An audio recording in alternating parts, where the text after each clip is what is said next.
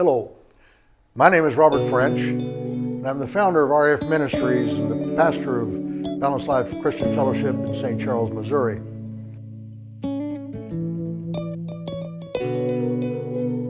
Welcome to today's episode of Daily Bread. Hello, this is Pastor French welcoming you to another segment of Daily Bread. As I was preparing this for recording, it was a gloomy, cold, and rainy day here in St. Charles, Missouri. I was looking out my office windows and thinking how much a day like this affects our mood. Gloomy days in general make most people feel a little less chipper than normal, whereas a warm, sunny day seems to brighten up our mood quite a bit. For example, I've never understood when people are gravely ill why we put them in a dark room. It would seem to me it would have an adverse effect on the person. I don't know if that's still practiced, but it used to be all the time. So I thought about this.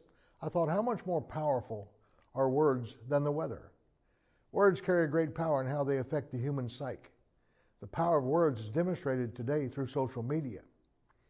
We read about it all the time, how lives are destroyed, some even going so far as committing suicide because of cyberbullying. Just this week, another teenage suicide, the daughter of an acquaintance of one of my family members.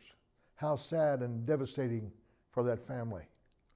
Who would think that just words would have that kind of power? And it goes beyond social media to the news media as well. Every day we are shown film of hatred and violence, whether in political or social or racial arenas. People protesting, screaming threats of violence if they don't get their way. A man just approved by Congress to fill a seat on the Supreme Court was subjected to all kinds of hate speech and vitriol and accusations that were never proven. What happened to innocent until proven guilty in this country? What is absolutely baffling to me is this. Most of these people blame all of their woes on Christians and the Bible. So much so that they have succeeded in removing it from all the halls of government and are still attacking every other area they can to diminish its effect on people. It seems to me that all reason has gone out the window, so to speak, and only hate remains. And we wonder why the world is in the shape it's in. What does all this spewing of hate-filled words do? Has it gotten better? Doesn't look like it to me. The Bible has several things to say on the subject, and one of my favorites comes from Proverbs 17:22.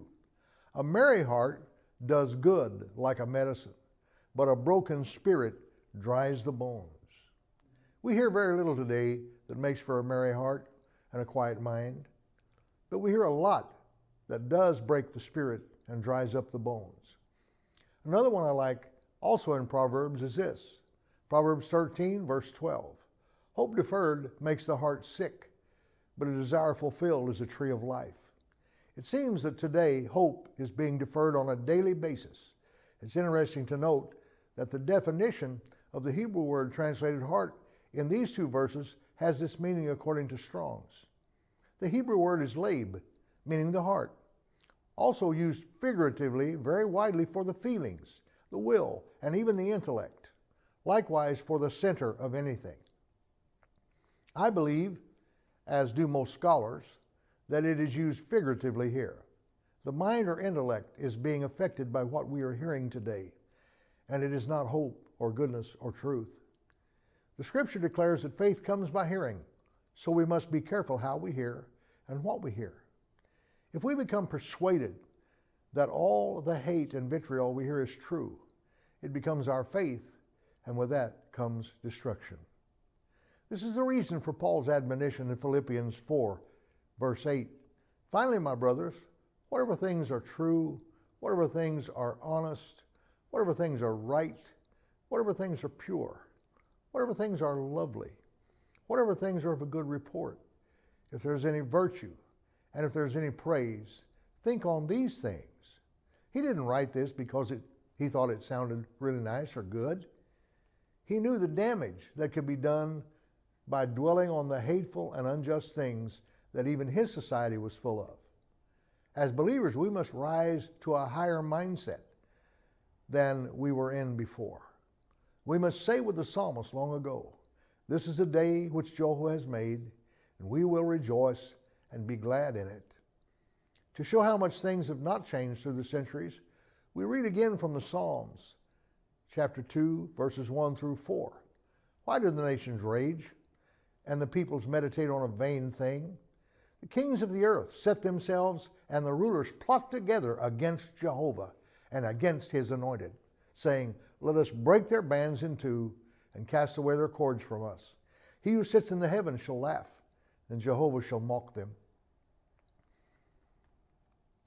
Are they not still saying that very thing today? It doesn't seem that things have changed all that much. Men are still in rebellion against their Creator, just as Adam rebelled and thought mistakenly that he could decide his life for himself.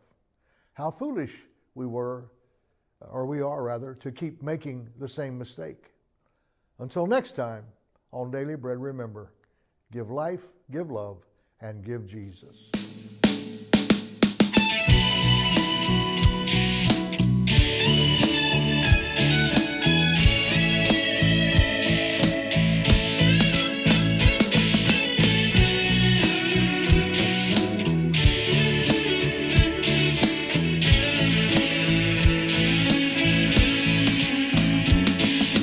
We hope you have enjoyed today's Daily Bread. Join us again next week